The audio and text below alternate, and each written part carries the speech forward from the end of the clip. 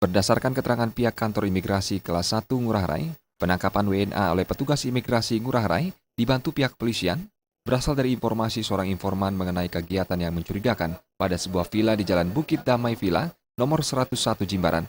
Berdasarkan hasil pemeriksaan, ditemukan warga negara asing berjumlah 36 orang, diantaranya 13 laki-laki dan 23 perempuan. 33 orang berkebangsaan Tiongkok dan 3 orang lainnya asal Taiwan. Dari ke-36 WNA tersebut, hanya 1 orang yang dapat menunjukkan paspor atas nama Li Hua Deng. Dari barang bukti yang ditemukan di lokasi, petugas menyita puluhan unit telepon, laptop, modem, router, kabel jaringan, kalkulator, serta beberapa barang bukti lainnya yang telah terbakar, berupa kertas bertuliskan angka dan huruf Mandarin.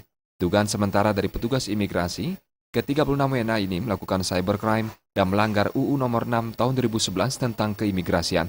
Demi keamanan saat ini, ke-36 warga negara Tiongkok dan Taiwan ditahan di rumah detensi imigrasi kelas 1 khusus Ngurah Rai. Penahanan ini dilakukan karena sampai saat ini mereka belum dapat menunjukkan paspor. Orang asing tanpa paspor kan bisa kita tahan di sini sambil nanti memperdalami lagi apa adakah pelanggaran-pelanggaran yang lain, apa ada yang korban-korban di sini apa ada. Penyidikannya masih kita nanti akan koordinasi dengan pihak kepolisian lagi, ya. Apa ada yang menyangkut-nyangkut ini di sana gitu, ya. Kalau nggak ada ya nanti kita tinggal menunggu paspornya. Kalau nggak ada paspornya nanti ya kita tindak lanjuti dengan kedutaan besarnya di Jakarta. Selanjutnya, pihak imigrasi akan berkoordinasi dengan kepolisian, Kominfo, dan instansi terkait lainnya untuk menyelidiki dan mendalami kasus ini.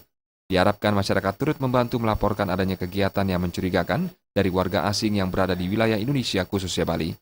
Indra Wijaya dan Saputra, Bali TV.